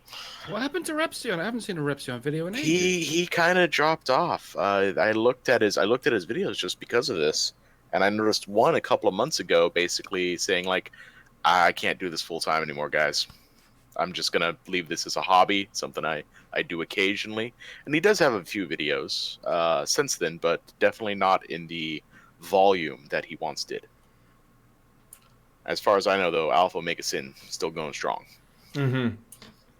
Judge wraps up by saying, quote, gamers keep gaming and game makers keep making games. The controversy is ebbing, and soon the name Anita Sarkeesian will be a footnote in pop culture history. Well, I'm wrong about that. Yeah, little did he know. She'll be in the same margins as Jack Thompson. We still remember that guy's name. You know? Yeah, that's true. But Anita's actually working at companies and getting them to do things. Jack Thompson's not. So actually, if it wasn't for Anita Sarkeesian, I probably would have forgotten Jack Thompson's name. Yeah, I think Anita made us remember him. You know? Yeah, that's true. Anita's the one that actually allowed us to remember Jack Thompson. Also, I know that you didn't make this part of your write-up, but I really love that he says at the end, as for me, I'm looking forward to playing Dark Souls 3. So, Mark Judge, friend of Brett Kavanaugh, likes Dark Souls 3. That's all I'm just saying that. Confirmed shitlord. Absolutely. He's he I could see it right now. I could see him saying at the end of everything to Christine Blasey Ford, get good. That's it. He praises the sun. That's right. Brian, Mark Judge fireside chat win. Yeah, really. Gotta get on there. I'm gonna stream with him now that the remastered is out. I'm sure that we could do that together. I want to play with him. How the hell did you get Owen Benjamin? I keep meaning to ask this. And no one's even like the Honey Badgers had the fucking Owen Benjamin on, and I was just like, oh, whatever. Yeah, I know. I bugged somebody that talks to him, and it was one of his bears, and the guy put me in touch with Owen, and it took a while because Owen's busy, but I did manage to get him on just before he did one of his streams, and he said afterwards that he really liked the talk. Hopefully we can get all of the technical issues sorted out better, and he said, let me know when you want to have me back on. So I'm just looking for, I want to give him a break because I know he's got a lot of his own shit, but I'm gonna get him back on. I don't know, Mike. I just I just throw shit at the wall until something sticks, and sometimes I get lucky. I bet even Sargon couldn't get Owen Benjamin, but fucking Brian fucking got. He gave you Benjamin. I got Benjamin. I also got David Jaffe a couple of times, and Sargon, when I talked to him at MythCon, he said, "Dude, hook me up," because he was like with David Jaffe because he loves his work. So I'm gonna send David Jaffe Sargon's way at some point. So yeah, I got some. I'm worth something. People like me. We're pulling the strings, man. We're not in the AIN, which is already old news, but we're the dark shitlords pulling the strings underneath all that. So Mark Judge, friend of Brett Kavanaugh, shitlord confirmed. Pro Gamergate, plays Dark Souls 3. I thought it was great. I had to share. I did. That's it. I don't have anything to add. I just think it's cool. That's all. It's just a short story. So let's I'll move on. Well, actually, I got a super chat, so I might as well go ahead and read it. MH_mini gives us $5 Canadian and says, Atticus Finch is a rape apologist. I thought that would be good satire, but then I learned in 2015 left mainstream media ran articles calling him racist. Oh, okay. They called Atticus Finch racist in 2015. Boy, they're always working. They're working on the edge. They're right at the like when you think that you know where it's going, they've already been there and they're way past. Now that's a hipster. I still think of 2015 as the current year. It was like the first current year. Thanks to Trudeau, I think it was. Just remember that today's satire, today's parody is tomorrow's reality. That's right. Yeah, it's 6 months or less. Your worst nightmares that you thought were just comedy sketches. No, that'll be reality in 6 months or less. Good luck. Mm-hmm. Okay, so moving on to the next story, we're going to be talking about college students feeling safer in rape culture victimhood. This is a story submitted by one of my spirit animals, Ash Scow, because I only say that because I end up getting a lot of her stories because they're so good. She's I think she's awesome.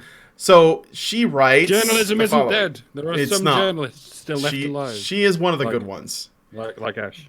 Ash is a good one. Okay, so Steven Crowder, host of Louder with Crowder, recently went to another college campus to challenge students to change his mind. This is a thing that he does often. Last week, he set up in front of Texas Christian University, TCU, with a sign that read, quote, "Rape culture is a myth, change my mind," end quote. Now, before we go on, I want to point out this is Texas Christian University. So maybe not as like crazy progressive as many others, although I don't know for sure. I'm basing that on what it's called. Many students could not even debate Crowder after being sent into emotional shock and literally shaking from merely reading the sign. The university itself was quick to tweet out that they did not endorse Crowder's assertion that rape culture is not running rampant on their campus and offered counseling services for those adversely affected. Okay, so do you see the problem here? The funny thing here, Crowder is making the argument that university campuses are safer than university staff wants you to believe they are, and that you shouldn't panic. And the response from students is to panic to the point that they need therapy. Yeah, Karen illustrated this beautifully in a comment that I think she went over in the last HBR talk. It's like the university goes, we disavow Mr. Crowder's assertions that we are not a rape culture. We disavow Mr. Crowder's assertions that women do not get raped on a daily basis, and that 1 in 4 women gets raped on a daily basis and can do nothing to prevent it on our campus. We disavow Stephen Crowder for suggesting that we are not a hellscape comparable with the African Congo. I'm giving my own take on it. No, but that's exactly it. That's pretty much what she said. That's pretty, yeah. And it was a good point. And it goes right back to what I was saying in relation to Rose McGowan at the beginning of the show, that culture of brokenness, of fashionable brokenness. This is part of that.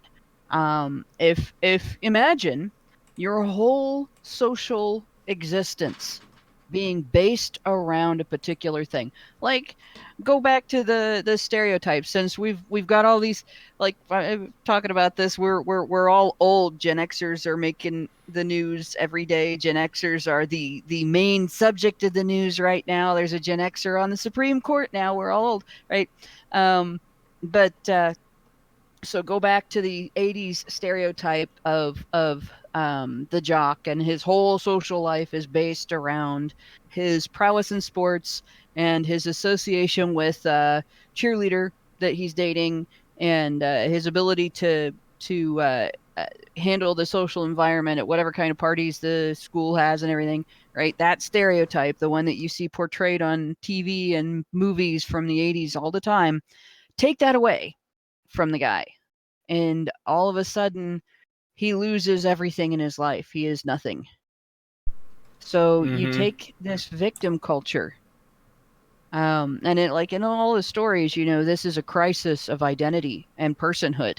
And a lot of times when you look back at old stories, when something like that happens to a guy, it's trial by fire, and he goes through and he comes out of it a better person. Well, women don't have to do that in their lives. They don't have to rediscover themselves a lot of times and come out of it a better person. They just have to come out of it better able to manipulate the people around them socially, right? So you take all the stereotypes out of it and you look at this victimhood thing. And a lot of these younger women, the generation after us, our kids, are growing up taught to believe that their most powerful weapon, the basic premise of their identity, their innermost true selves, is this broken victim. And they build their whole lives around this idea of having been the recipient of a long line, generations upon generations of oppression by the opposite sex. And they have to be scared all the time, and they have to be watching themselves all the time. They have to be aware all the time of this idea that they're constantly being judged, and they're constantly in danger of being taken advantage of and being manipulated and being victimized, sexually victimized, and all this other stuff. And along comes somebody that challenges that. And it's not the same as the character in the stories that ends up with a broken leg and can't perform at sports anymore, or does something and gets kicked off the team and out of his entire social group. It's just an idea. It's not even a reality, but it's all they have. So if you challenge it, they lose their shit.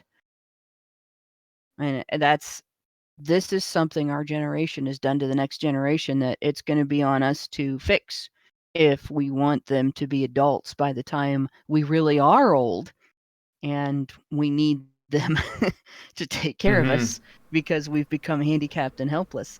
And if we want them to have decent lives, you want your kids to grow up and be happy people. You want your kids to grow up and have the things they want to have in their lives, and have happy and good relationships and friends and careers and everything. You don't want them to grow up and be Rose McGowan. But that is basically what's been done by design to the young women of the millennial generation, to about half of them, by their parents and their teachers and their mentors in kids clubs and churches and everything else. And it's even in churches, as you can see with this university. Yeah. So, assuming that's what this university is. I mean, I don't know. It could just be in name only. Like we have a university here in Chicago that you guys may have heard of called DePaul, which was a religiously themed, it has like a religion at its center. At least it used to. But it's actually one of the most out there, like progressive, anti-religion, anti-all that shit universities ever, and that is evidenced by the fact that that's the place that Milo tried to go to, where Black Lives Matter charged up on stage and essentially threatened him. So they have fallen and fallen hard, and that is why the University of Dayton kicks their ass at basketball. Yeah. And they used to be the Blue Devils used to be a big deal back in the day. So. Yeah. Well, they've been kicking their asses at basketball for a long time. I know it goes back and forth and everything, but I remember a particular moment that is probably out there online called The Shot. It's been happening for a long time. So I understand why people from DePaul are afraid of Flyers. They should be. Yeah. Huh. While we're still peripherally on the subject of Steven Crowder, apparently, I've had a request, and I haven't seen the footage, but apparently in some attempts to extend an olive branch, Mr. Crowder claimed or referred to men's rights advocates as perpetually aggrieved, a bit like feminists. He was trying to do that thing. And to that I say, cool opinion, bro. You go ahead and have it. You see how I'm not aggrieved, Mr. Crowder? Have I changed your mind? Yeah. Is that not part of the Change My Mind series? Well, MRAs put up with a lot of shit and they let it slide. Change my mind. Yeah. Fireside chat, Crowder. Let's make it happen. Well, I'm trying. It's hard to get Crowder on, but maybe I got Owen Benjamin. If I get him on again, I'll put in a. And I actually met Crowder. And the thing is, okay, I want to finish this story, and I got to make a point that this is not about Steven Crowder. Like, I know there are people in the chat that don't like him. I get it. He's a trad con. He's got some bad ideas about MRAs. I agree with that. There's things that I like about him, but I know he gets that shit wrong. He gets a lot of stuff about gender absolutely wrong, and that's definitely something we can talk about. But I'm going to finish the story, and I want to make a point about that. So these are the tweets that were put out. TCU says, today Steven Crowder chose to challenge our students on a public sidewalk in front of the university. This is for people who are listening to this on iTunes. I know a lot of you guys have already read this tweet, but there are people who just listen to the shows too. While the Constitution gives him the right to express his views, the sentiments he expressed do not align with TCU's values. His views adversely affected many members of our campus community. The health and safety of the horned frog family is of utmost importance, and we encourage individuals to contact campus resources for support. To reiterate, students upset by the very idea that the culture in America is not the one that encourages and supports the rape of women were offered counseling to reassure them that they should be afraid and afraid of people who say that they shouldn't be afraid. To get a picture of how some students were brandishing their victimhood as virtue, watch this video and check out the first woman featured. Macy, so the name who approaches the desk at Mr. Crowder's Change My Mind videos. Macy approaches Crowder, calling him an idiot asshole. They start their conversation assessing and agreeing on a definition of rape culture. Crowder sets up a comparison. He says, quote, proportionally to other crimes, rapists are convicted at about the same rate as armed robbers, for example. He then asks, do we have an armed robbery culture? Here, Macy pivots, expressing outrage that he has the audacity to come to the campus instead of answering the question. When Crowder replies, saying he had the audacity to speak, quote, the truth, Macy became visibly upset and said, quote, we need Hannah to do this. We need Hannah to do this. Oh, okay. I actually have the video clip. But if you want to read where she's, where it's at the end of this segment, it's Macy becomes visibly upset and then says, quote, and speak the truth. You see it, Hannah? There it is. Okay, I was reading. Do it in a speaker voice. Macy becomes visibly upset and said, "And you speak the truth, and speak the truth. You know what? How about somebody rapes you and then you come and tell me that rape culture is a myth? And it was all downhill from there. Yes, and That here one never understands. I will show you guys the clip. I've colored it. It's only about a minute long. This is so you can see it for yourselves. So you guys should be able to see this, and then we'll go from there. Data when. Well, I think we can, but what would you base it on? Because you obviously referred to me as an idiot that rape culture is a myth.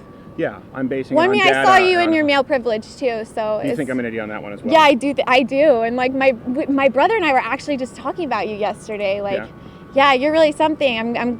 I don't know how you ended up back on this campus because you turned into a meme. Do you know that you're a meme? Yeah. On Twitter, yeah. So I don't know how you have the audacity to like come back on our campus and say that rape culture is a myth, because that's personally offensive to a lot of people I know, actually. And so especially like the audacity to come here and okay, well, you're a meme now. Yeah, we and also we all have to listen to you. We all have audacity. Okay, so it's not over yet. I haven't finished the clip. People are offended by information. It just gets rabbit holed then. If people are offended by information, we can't. I'm offended by the fact that things I like to eat, if I just eat, certain of the things that I like to eat, and I eat too much of those, and I don't eat other things that maybe I like a little less that are healthier, that eventually somewhere down the road, I will have a heart attack. I'm deeply offended that will happen to so I can ignore that, right? And the heart attack won't happen now? Yeah, I don't know. That just sounds like you have some audacity, Hannah. That's what I've learned. That's what I've learned from this conversation. It's running right now on my computer. Yeah, so is mine. All right, let's finish the clip. Really? Can you come here and speak the truth? I have the audacity. And speak the truth? Yeah. What the fuck is that? Yeah. You know what? What the fuck is the truth? How about somebody rapes you and then you come and tell me that rape culture is a myth? That has nothing to do with what we're talking about. How does that have nothing to do with what we're talking about? And I sit here and told you how empirical data is bullshit because of UCR crime reports. I don't agree. Wait. You didn't even know what a UCR crime report is. Do you even know what NCVS stands for? You tell me. Okay, I'm stopping it there. He's barely had a chance to get a word in, by the way. The most offensive thing he's said so far is "I speak the truth." That's what set her off. and data is bullshit because people say things happened that they don't have any proof for. So the data, the actual measurable, provable facts, those don't matter because people say things that they can't prove. Accusations now outweigh confirmed facts. Mm-hmm. That is exactly what she just said. Accusations outweigh confirmed facts. Crime reports are more important than empirical data. No, because people make accusations that not only don't get proved, but that are proved to be false. And there are hundreds, literally hundreds, of lawsuits against university campuses right now by people who were falsely accused and railroaded because of people like this. That's the other half of this. We have the millennial generation of women who have been broken inside by the narratives of Generation X's feminism, that have this completely in a lack of ability, this complete. I'm so upset by this. To deliberately handicap someone, the Munchausen's by proxy aspect of feminism is repulsive and reprehensible. And as much as I hate what it does to men, I also hate what it does to women. These are women who have in them, and at birth, the capacity to do great things. They're born with an intellect that allows them to go to a university, to learn things like physics, to learn things like chemistry, to learn higher math, to learn other languages, anything that they want to do. And they're handicapped by these stupid ideas, this idea of perpetual victimhood, this idea of constant fear, this idea of being paralyzed by the society that they live in that isn't coddling them enough. And how are they supposed to ever have success in their lives with that? How are they supposed to ever become the great things that feminists say women can become, equal to men? How are they ever supposed to do that if they can't even deal with the fact that somebody disagrees with them on a topic and that there's evidence being considered, and that evidence weighs more than accusations? How are they ever supposed to become Supreme Court justices or senators or congressmen? How are they ever supposed to become the next generation's teachers and doctors and lawyers? It just it pisses me off so bad. And the other side of this is an entire generation of men who cannot trust their potential partners in life, who cannot trust that the people that they might work with, the women that they might work with, will not lie about them, will not use them as a stepping stone to social acceptance in this broken person culture.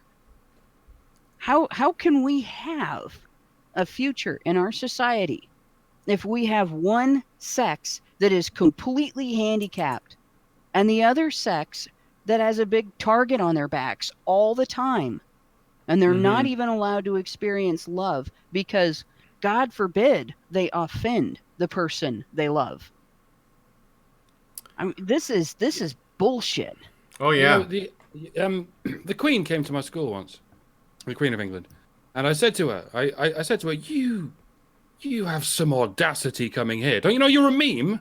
That HR written on everything and that ER written on everything. See the face on all these coins and these banknotes? That's you. You're a meme, madam, a massive one. What kind of chutzpah must you have to show your face in public? Imagine if you were raped. You should be raped. I hope something like that happens to you so that you stop being a meme. Sorry, my computer just told me something like that. I don't know about you, but Stephen Crowder being raped would be one hell of a meme. I mean, not that I'm laughing at rape, but you're right. It would be. He makes a good trap. So apparently that means he gives good head. Oh, yeah, that's probably right. One other thing. This is I want to say, for one, the girl in the video that debates Crowder, I agree that she's wrong, absolutely, and it's fucked up what she's doing, but I think that she's a symptom. I mean, she's obviously a symptom of a larger problem. Like, she's the student. She is the tool of the people that taught her that shit. If she wasn't taught that shit, she probably wouldn't have been so smug, so smarmy, so sarcastic, and so self-righteous enough to act that way towards Crowder and get so angry when she found that she wasn't able to actually counter his arguments. I think, you know, cognitive dissonance is very painful for people. It's very painful. And that's usually how they tend to respond. So yeah, I'm not giving her a complete pass, but yes, it's the people that taught her that shit. They're responsible for that Absolutely. Pain. They may as well have beaten her, you know, as like take out a baseball bat and just beat her with it to do this to her. It's not really all that different. Or just make a loud noise while they're playing with a cat, and they'll fear cats forever. They did this with baby Albert. Baby Albert. Yeah, the behavioralist Skinner. I think it was Skinner. I thought it was a Russian guy. Skinner had. I think Skinner did that one, and he did because he's the guy that, you know, you've heard the Skinner box. He raised his kid in a. And the idea of, you know, human, this is actually kind of relevant, human contact, the value and importance of human contact. This is something that's being taken away from the next generation by the, quote, social justice warriors of our generation. This is abuse. Mm-hmm. I get there are people saying that she's an adult, she's, you know, in her late teens, responsible for. I get that, but you got to understand that if you are only exposed for part of the narrative, and you're putting trust in your educators to tell you the truth, and they feed you this bullshit about rape culture, all right? I agree that she should take some responsibility for her own ideas, but we are not addressing the root of the problem if we're only saying this about her. And I'm just basically trying to also put attention on where she got this. which is the Is she an adult? university. I don't Is know. she She an- could be. has She she could have been- just gotten has in, she but I been don't allowed really to- know. Well, she's legally an adult, most likely, but has she been allowed to become an adult? And this is another one. Millennials taking adulting classes all over the country now. Why? Because they didn't get to become adults during the growing up process. Right. Sorry, this is one of these things. Like, this actually makes me sick. Seeing this done to people by their mentors in their lives. This teaching people to be what she is. That makes me as sick as that scene in Misery where she hits him with the sledgehammer and breaks his ankle. The deliberate handicapping of people. Like, I went to school with people who were genuinely handicapped, who worked an immeasurable amount of difficulties and problems to get to do normal things with normal people. I had a kid in my class who died of muscular dystrophy at 13 years old in the 7th grade, who played dodgeball with us in his electric wheelchair because that was the normal thing to do. And he chose to do that, and he chose to come to school, and he chose to take his homework home. The week that he went into the hospital and died, he took homework. He took his homework home. He was going to come back. He was so weak in class during his last month or so, couple of months even, that he couldn't raise his own hand. His aide had to raise his hand in class for him, and he was still there, and he was still participating, and he was still striving for that normalcy. And I see this generation this broken and this incapable of dealing with just a simple question and a simple discussion and taking facts into consideration that contradict a belief they have. And it's just heartbreaking. And it is angering, and it makes me sick. Yeah. One more thing I wanted to say about Crowder himself. Like I said, I know that he's gone after MRAs and, compared us to feminists and other shit like that. And I'd like to get him on the show and talk to him. But I will say this, though. I'm not that annoyed with it because at the end of the day, he is having conversations with people about the talking points that we use. And he's using those, and it's helpful to his show, right? So this rape culture. Well, maybe not a friend, but he's closer to a friend than the majority of the population, and it's important that we forgive our friends because we'll always be arguing from a position of weakness and non-aggression. Well, perhaps one day we can change his mind. But I will say this though. Crowder's out there doing this stuff. He's in the real world talking to people live and putting it on camera and trying to change people's minds, or at least inviting them to try to change his. Okay? And I guess until the point or the day comes that we or people that represent MRAs or whatever we want to call ourselves are until the point at which people who are actually making the arguments that we make. And I know that we often come from, as Mike said, the position of weakness, or maybe we're always seen as kind of radical, and that's why right-wingers distance themselves from MRAs a lot of the time, and that's why left-wingers see us as the fucking enemy, because they think that where we're coming from is just too outside of their thinky box. But at least he's out there doing it, and I will say that if I'm going to leave him alone because that is happening, and he's using the arguments, and he talks to Karen, and I think that if we, I guess what I'm saying is that until we're doing the same thing, I'm not going to complain.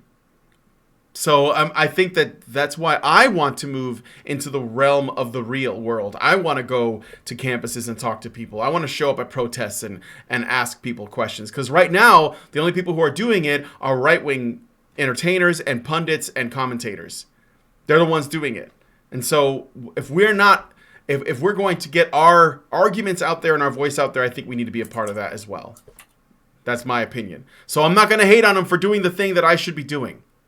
And that's basically how I see it.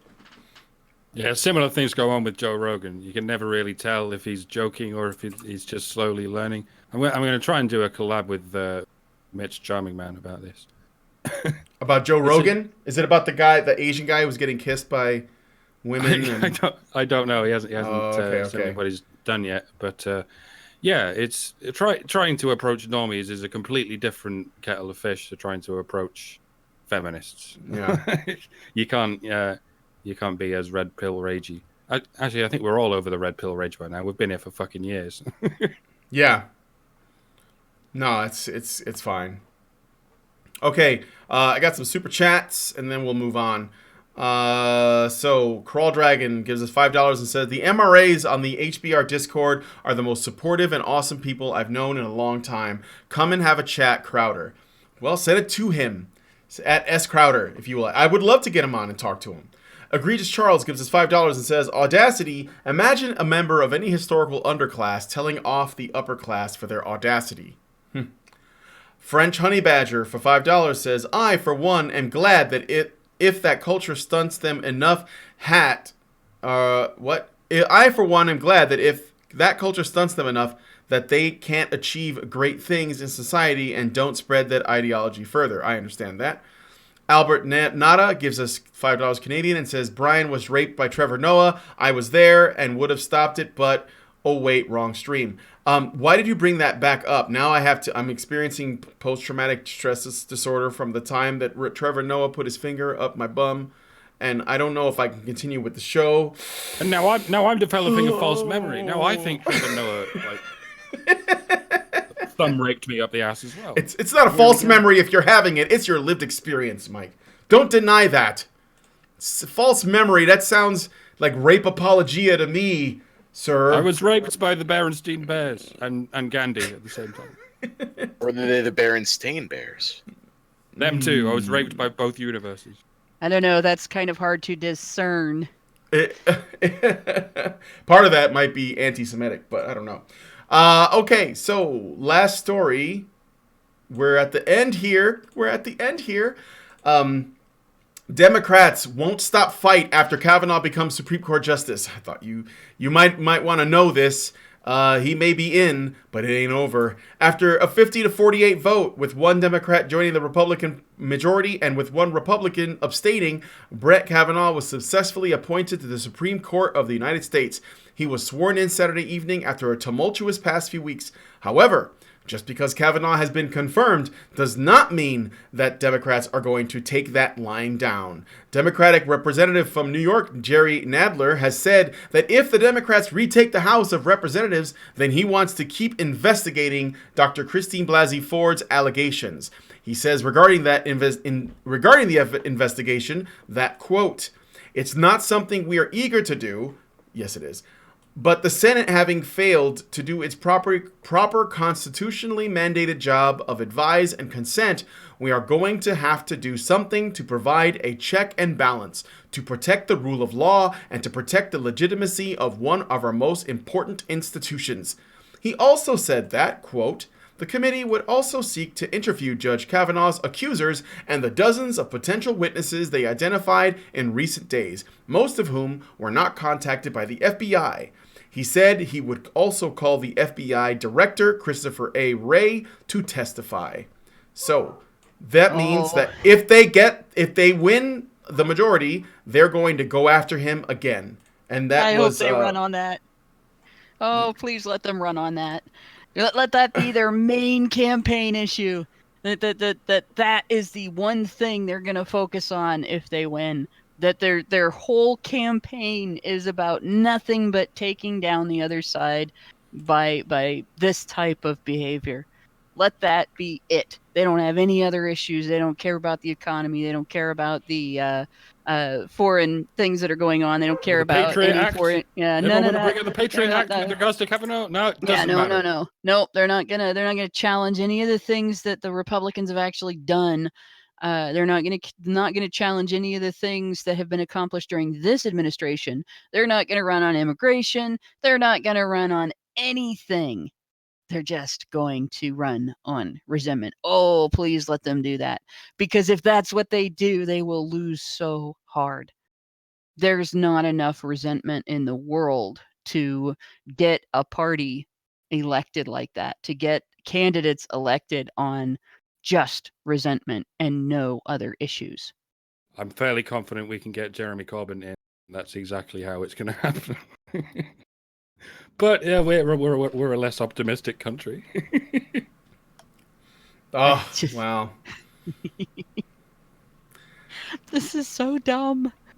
I know, right? I mean, they could have done it better from the beginning, obviously. But this is all. It's just like they say. SJWs always double down. This is, I think, what they're double down on rape, double down on rape, double down on rape, double down on rape. That's all they're doing, and they got nothing. And it's just, but they're not done. So yeah, I mean, we over the weekend, if you celebrated the fact that he was confirmed, and I know the majority of people that did celebrate, myself included, the fact that he was confirmed, only did so not because they actually liked this judge and they liked the things that he was, that he's known for, or some of the stuff that he's done, like, again, Mike said, his support for the Patriot Act and other things, but because of the tactics that the opposition used. We had to stop it. We had to. Otherwise, they would use rape accusations to attack anybody. And now that didn't work, they're going to try it again. They're going to double down, and they're going to do it again. It's not about anything else except that. So what does it mean? It's just like Lindsey Graham said. By God, you guys want power. I hope you never get it. That's the only thing it's about. And that's actually really telling. They don't have a problem with the Patriot Act, apparently. They have a problem with possible, maybe poorly remembered rape accusations, or whatever the accusations were. I'm not even sure anymore, because they were sexual assault or rape or sexual misconduct. It's all the same now. That's how they see it. It's all the same. One thing I'm kind of hoping is that Kavanaugh's ordeal with due process will cause him to revisit every opinion he's ever had where due process would factor in. And frankly, with the Patriot Act kind of raped due process. It raped a lot of civil rights in terms of your privacy rights and the division between government authority and your privacy. So I'm kind of hoping that his ordeal, what he's been through, has hit him with the tendency to look at that stuff again and say, well, maybe I was wrong about supporting this. Maybe the idea that people have the right to be treated as innocent until proven guilty of something has some value. And that's the one good thing, the one really good thing about the temper tantrum they had and the allegations, the way they basically just used women to throw men at this guy. Maybe the one good thing that will come out of this is that they have just hammered home all to hell and back the vital value of that aspect of due process. Innocent until proven guilty. I bet Kavanaugh learned something about that. That's what I'm hoping. He didn't know it before. And Clarence Thomas learned it during his confirmation. Mm-hmm. And so now we've got two that hopefully have learned it during their confirmation. I mean, they put every other man on notice. And we're not saying that this justifies those actions, by the way. It's like you often hear feminists saying it's okay if a man also accuses of rape because he'll learn something from his actions. That's not what we're saying. No, it's the silver lining in the dark cloud. No, he learned something, all right. Every dark cloud has a silver lining. That's the silver lining. And beer is the drink of rapists. Well, okay, guys. I guess that confirms it, and that makes me a rapist. That's why I only drink hard liquors, I guess. That's why every country is a rapist. Apart from the ones that have outlawed alcohol, literally every country likes beer. Saudi Arabia, if you reverse hard liquor, though, you still get rape. Wasn't beer invented in Egypt? Mesopotamia. Mesopotamia. That sort of so that's probably where rape started then. Cradle of life, also known as the cradle of rape. The cradle of rape. Okay. Well, I guess, are there any final thoughts on this story? Because we're about ready to close out. We've gone for 2 hours. This is the extra long show. I apologize for that. Sometimes these things go a little long. You just don't know. Blame Discord. We can blame Discord. I will partly blame Discord. Yeah, we did get started late, but this did go long. But that's okay. It's just an especially spicy sausage this time. Yes, exactly. It's an especially spicy chorizo this time. So, well, we're going to wrap up the show, and we're going to go into the after show to look at this for those of you who might be experiencing one too many fainting couch episodes. This is from the HuffingtonPost.com, part of their self-care and wellness site. It's entitled 12 Self-Care Tips If You're Struggling to Deal with Everything Today Because of the Brett Kavanaugh Confirmation. Number 3 will make you seem like a 5-year-old. Yes, if you can't even, then you might want to look at this. So we're going to go into the after show. And if you want to be a part of that, you have to be a patron at patreon.com/honeybadgerradio. Look it up. It's all in the low bar. Also, make sure that you're subscribed to Badger live streams because that's where the streams will go. And I think it'd be a good idea. Maybe at one point, all the streams will only be on Badger live streams, and maybe we'll change the name of it to Money Badger. I don't know. I'll bounce it off of Alison and see what she thinks. In the meanwhile, I want to thank you guys for coming on to watch the show, and I want to thank the Mikes and Hannah for coming on to talk about the show. Sorry, and I want to thank Discord for making it so interesting. Now that is it for me. We'll see you guys on the next HBR News Show. Have a lovely, lovely day.